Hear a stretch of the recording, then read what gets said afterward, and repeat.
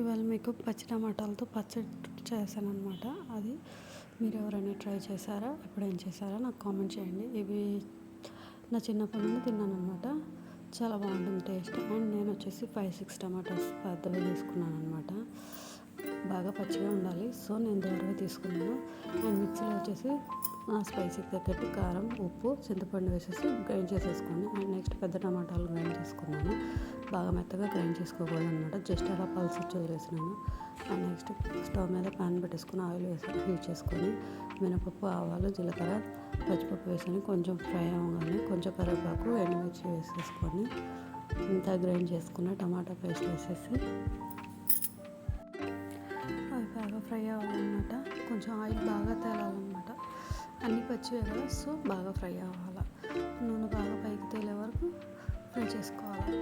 చూస్తున్నారు కదా, కొంచెం పసుపు వేసేసాను.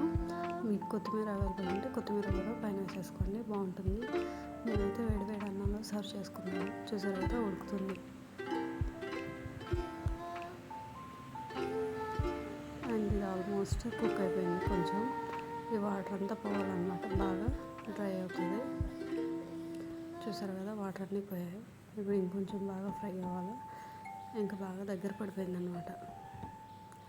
అంతే, ఇంకా స్టవ్ ఆపేసుకోవడమే. నా వీడియో కనుక మీకు నచ్చినట్టయితే like, comment, share and thanks for watching. నేను ఆ స్టవ్ ఆపేస్తున్నాను.